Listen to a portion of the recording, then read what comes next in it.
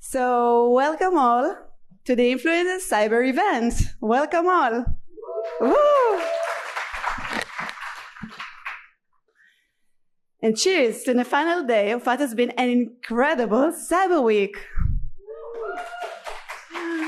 It is fantastic to see you all here with us today.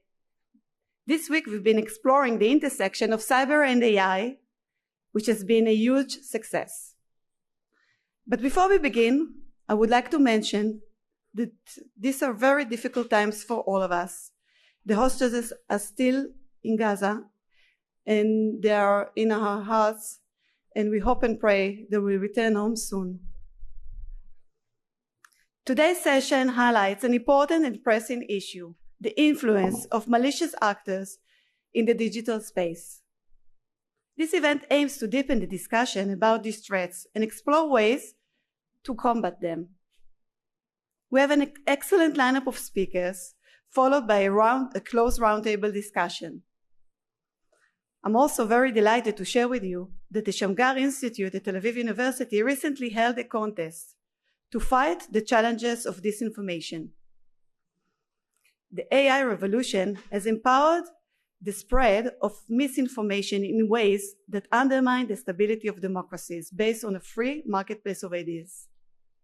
Behind me, you can see the projects of the 11 finalists, all working in different ways to try to stabilize democracy.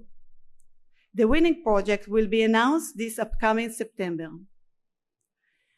I would like to take the opportunity to thank Dania, Liat, Doron, Shachar, and Ro'i for their hard work to make this event happen. Thank you so much. Thank you all for joining us today, and let's get started. Thank you. And Itzik is here, so maybe, Itzik, would you like to join to the stage? This is Major General Professor Isaac Ben Israel, the chairman of Cyber Week and AI Week, and the head of the Blavatnik Interdisciplinary Cyber Research Center. Thank you. In my way from the office of the president, here there was a demonstration in the campus. One of the speakers this morning still is the Minister of Science and Innovation, Israeli Minister of Science and Innovation, and there is a demonstration in the campus against her participation. And I think this is directly connected to what I see here: cyber influence, democracies, and countering disinformation. You can take it this side, that side, it's connected.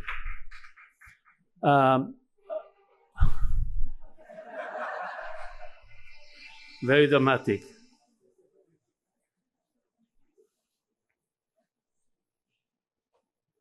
Okay. They would like to check if I'm in my way.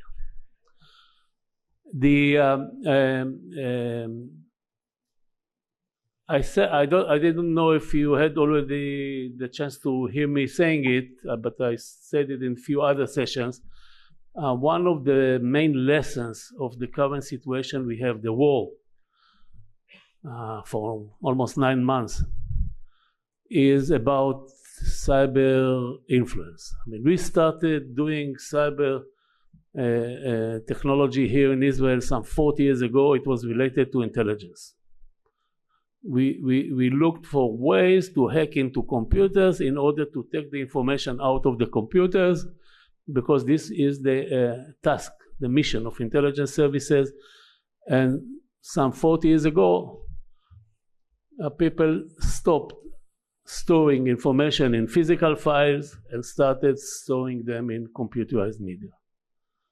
And then we found that once we know how to hack into a computer, you can use the same technology to affect physically those systems which are controlled by computers.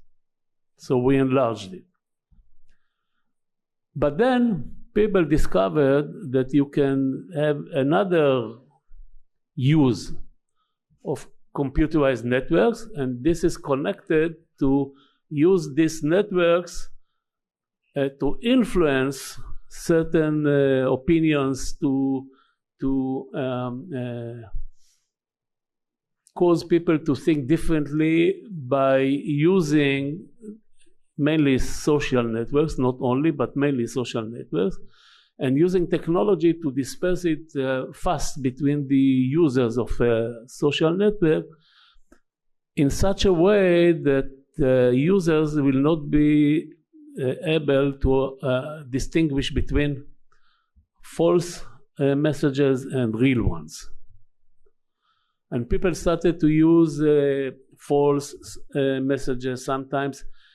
When technology advanced, they even improved the system and produced what we call deep fake news, not only fake news. Deep means that there are some algorithms that produce it. And at the end of the day, one can, and it was already used in the elections in which Trump was elected some 5 years ago or more, 10 years ago. When was that? 16. Okay, 8 years ago. 8 years ago, and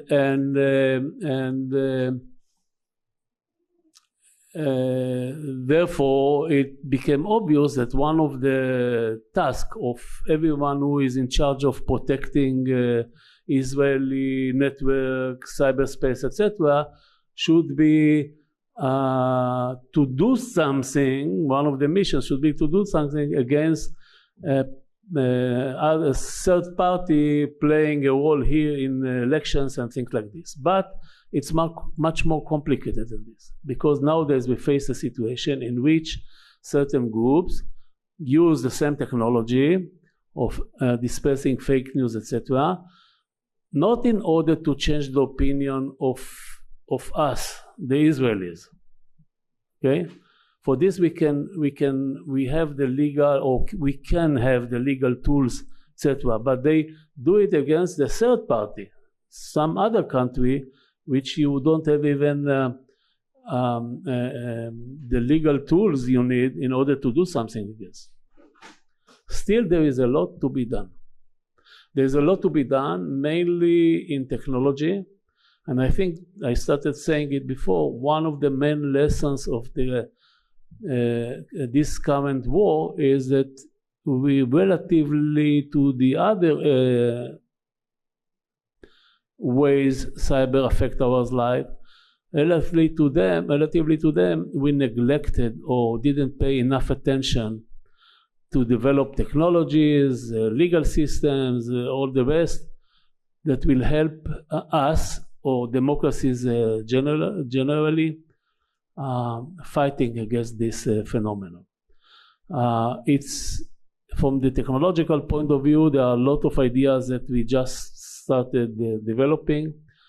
It is less complicated than people think, technologically, not legally or other aspects that I mentioned, and we should do it.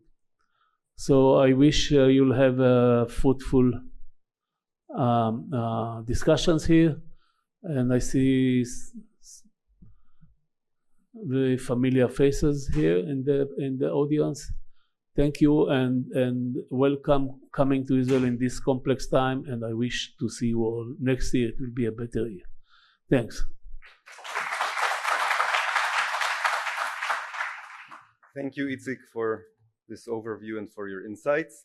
And it's my pleasure to call Gaby Portnoy, Director General of the Israel National Cyber Directorate. Gaby.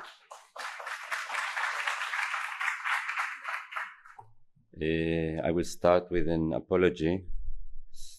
Sorry, Professor, that I'm being late. I didn't mean to. They told me that it starts now, but never mind. I want to show you that I'm coming on time, and next time. So hello everybody, good morning. Just a few weeks ago, Roy, that you saw before, showed me a video of myself in our meeting room at the INCD, approving all the resources Roy and Libby needed for handling the influence campaign task. I saw myself allocating endless of budget, approving hiring new employees, and diverting current INCD personnel to their team. Although I didn't remember that I approved it, I was nearly convinced I did and forgot. As you see, I'm not so young, so I can forget. I saw myself on video doing it. It's a good thing that the INCD team still has some integrity. So they ended confessing that it was all deep fake and disinformation events. As they know, I'm not a vindictive manager, so I immediately cut their budget just in half. And I think we both learn our lessons. So more seriously, since October 7th, we are at war. On the October 7th, we were surprised. And I can tell you, we shouldn't normalize the October 7th. We shouldn't normalize this massacre. And for me, I ask myself, as the head of the INCD, every day, what is our 7th of October? What is the October 7th, in the cyber world? So the ever-expanding cyber world social media, together with the introduction of influence campaign, enhanced by the exponential growth of AI capabilities, hold together high-risk damage scenarios, high risk to the trust of people in the digital world. This is the October 7th for me. In the digital age, loss of trust in the digital service and information can cause damage to the market, business and continuity and governance. The INCD is dealing with fake news and influence activity on different media channels for a while. And why is that? Because many of the cyber attacks we have experienced and we are experiencing were magnified and echoed by influence campaigns. I told in one of the sessions that we, as the INCD, were attacked at least 3 times during the war. The guys that are sitting here from the INCD sweat a lot for 48 hours to tell me that we didn't, in the end, were attacked. It was just an influence campaign. But you know, we have all the time the dilemma. We did a deep dive to the disinformation campaign started, you can guess, after the October 7th. On the October 7th, the Hamas, and I will add Hamas ISIS terrorists, succeeded hurting the feeling of the physical security of every citizen in Israel, not just the surrounding of the Gaza Strip. They did it, as I said, with a surprise attack, accompanied by planned and orchestrated influence campaign over all the social media platforms.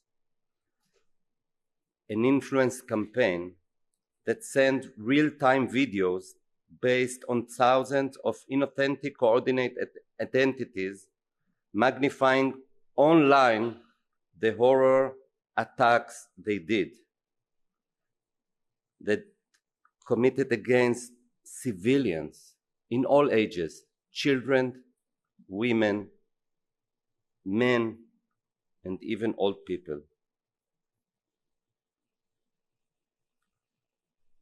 So in the INCD, we decided to step up forward and try to put more effort in this direction using our Cyberdome concept of securing the digital space as a whole and trying to do whatever we can regarding the influence campaigns.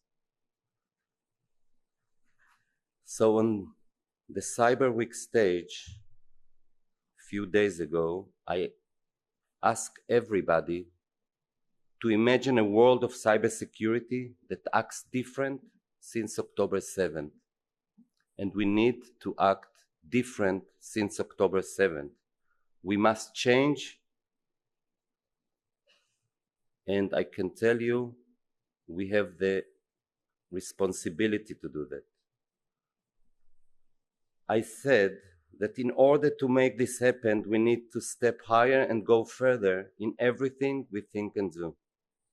We need to step up from thinking about the cyberspace to securing a holistic approach of the digital space. And what I mean, we are responsible of cyber, but it's cyber, it's the social media that people are living in, and of course, it's with the AI, I call it the digital space. We need to step up our commitment to our own goals, of course, but also seeing the national and the global efforts. And when we are talking about campaigns, influence campaigns, we must see in a broader way. It's not just us, it's the society. So we need to step up in the way we work together, and I call it Working Together 2.0. Nothing can be more true when we talk about the influence space. The influence world has so many stakeholders, and I want to talk about the 3 layers that we set to ourselves when we are talking about stakeholders. So it's the operational field, it's regulation, and it's education. So we have the government that we need to work with, and it's very delicate to work with the government, especially now, not just kidding. From the intelligence community, how we collect about our enemies that try to influence in Israel, Iran, and Iran, a little bit of Hezbollah also, and of course the Hamas. From the cyber and the digital ecosystem, but also we need to work with the social media platforms. Without them, we will not succeed to take the curve. The civil society groups, and I can tell you they did an amazing advocacy and intelligence work since the October 7th. These are our potential partners, and we need to do it in the national level and of course the international one. So to get the most and the best from this crowd and this session, we need to try and find the win-win situation. It's something between governments and the civil citizens of Israel, and I can tell even in the international level.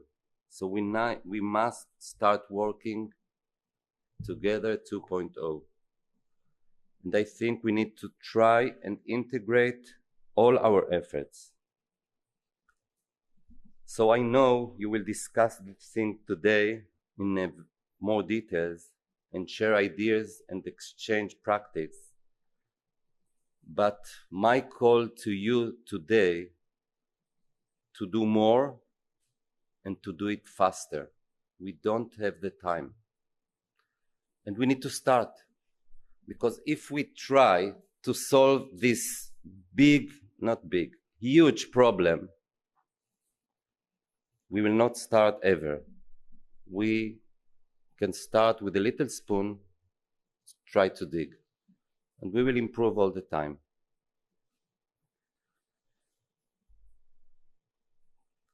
So I want to thank, of course, all the people that came, but especially Roy and Libby for taking on you the new INCD mission and for organizing this session.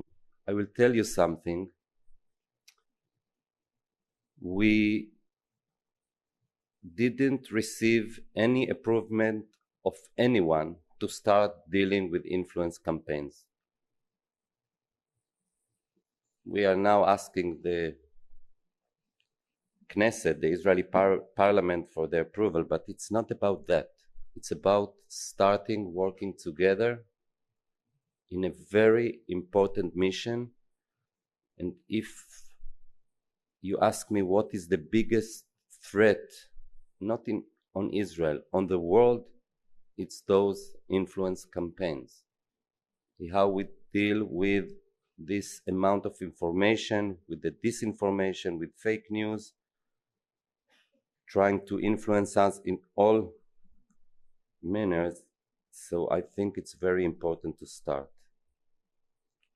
And one last word, and I will say it everywhere, and I will continue to say it every day. Our hearts are still with the families of the war victims, with the hostages held still in Gaza, wishing for their safe return, with the wounded in the war, wishing them a good recovery, and with the families evacuated from their homes. And when we remember that, we know that we have to act as fast as we can. Roy, the stage is yours. Thank you very much.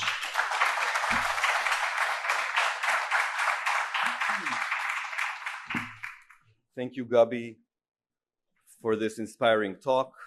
Thank you for your leadership and your support for our activities in this field. I'd like also to thank our partners, our friends, the Tel Aviv University, for arranging these wonderful Cyber Week events, and especially in this challenging year. I'll begin with a short peek behind the scenes of our national strategy for cybersecurity. Throughout last year, we've been devising Israel's new strategy for cybersecurity. We looked into leading strategies around the globe, talked to the stakeholders, and actually we were just about to publish a draft for comments on the 8th of October. In this strategy, after many deliberations, we intentionally left out digital influence campaigns, saying that it wasn't a classic cyber issue. Then came October 7th with its physical and digital horrors, cyber attacks, and the combination of those. And we realized that we cannot leave out digital influence as it is intertwined with cyber, and it must be addressed in our strategy to defend our national cyberspace. And now, we're in the process of reviewing and updating our strategy with the hindsight of the 7th of October and the 8 months that followed. All these lessons we've learned throughout the period, and we did learn a lot. International studies show that the second and third top perceived global threats are the spread of false information online and cyber attacks from other countries. So accordingly, the INCD's vision of a trustworthy and secure digital space that enables the advantages of a connected and prosperous world is spot on, and they address these two issues. Now, if you were wondering, the top issue is global warming. Well, in order for Israelis to have trust in our digital space, we must defend it from both cyber and influence attacks. And both of these are amplified with AI, making such attacks even much more potent. Now, this is not science fiction. In the last months, we've seen many such varieties during Iron Swords. So given this strategy and vision, we set out to define our mission in the realm of digital influence and mis and disinformation with all the budgets that Gaby just mentioned. Well, when it comes to our involvement with influence campaigns, our scope, as we define it, is comprised of 4 elements. And only when all four elements are there, then there is place for our involvement. These four elements are: it needs to be digital, it needs to be inauthentic or coordinated in some manner, there needs to be foreign involvement, and it must have the potential to harm our national security or Israeli citizens. Now, the issue of inauthentic coordinated behavior is most important because it enables us, the government, to focus on the architecture of the influence of the campaign rather than the content. And if there's one place the government shouldn't be, is becoming the truth police and limiting the freedom of speech. It should be mentioned that we are still early on our learning curve. We have more question marks than exclamation points. And we're not so different than other countries around the globe who are pretty much at the same stage. So when addressing the challenge, we've defined three vectors for our activities. The first, as mentioned, is regulation. What should the regulatory framework be in order for the digital platforms to be cleaner to begin with? We're looking at what is happening in the EU and other democracies to learn from their experience on the matter, their approaches, and the checks and balances that they put into place. The Digital Services Act in the EU, the DSA, of course, sets a benchmark for all of us. Second vector is operation. This is where technology comes into play. How do we monitor, detect, and once there is an influence campaign that checks all four criteria I just mentioned, how do we act upon it? This also involves the debunking of campaigns that already went online, and we would like the public to know that they are incorrect. Third vector is public awareness and education. We know that, like with COVID, it is possible to create a sort of a vaccine that boosts resilience in the public to such campaigns. Many countries already have experience and results to show for when raising public awareness. We also have some experience at that with the Shatefet campaign that we launched late last year, calling for the public not to share what seems to be misinformation. That was a very effective campaign with a lot of humor in it. As with traditional cyber, this is no task for one government agency. We're working together with our government colleagues, each bringing its relative advantage to the table. However, it isn't a task for the government alone either. There must be an ecosystem to support these activities in order to succeed. Therefore, we're engaging with NGOs, digital platforms, traditional media companies, tech companies, and international partners. And most importantly, the Israeli public. Every Israeli with a mobile phone can detect, react, report, and debunk such campaigns. So our citizens are not only the subjects of our protection, but also part of the solution.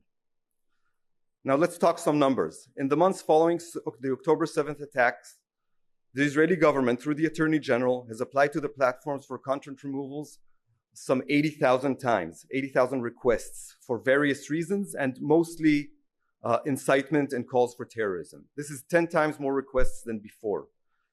Out of those, around 90% of the requests were actually removed by the platforms. It's really impressive, and there was a lot of hard work put into this, but it's like trying to empty the ocean with a bucket.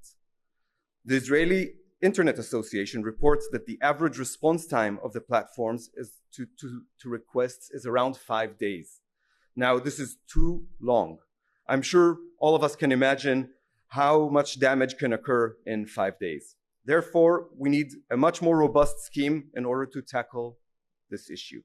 So it's a process. It's really complicated, but we don't have the luxury to be a bystander and watch without acting.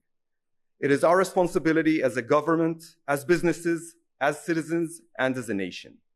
I look forward to today's talks and discussions, and more so to the engagement here together. So thank you very much.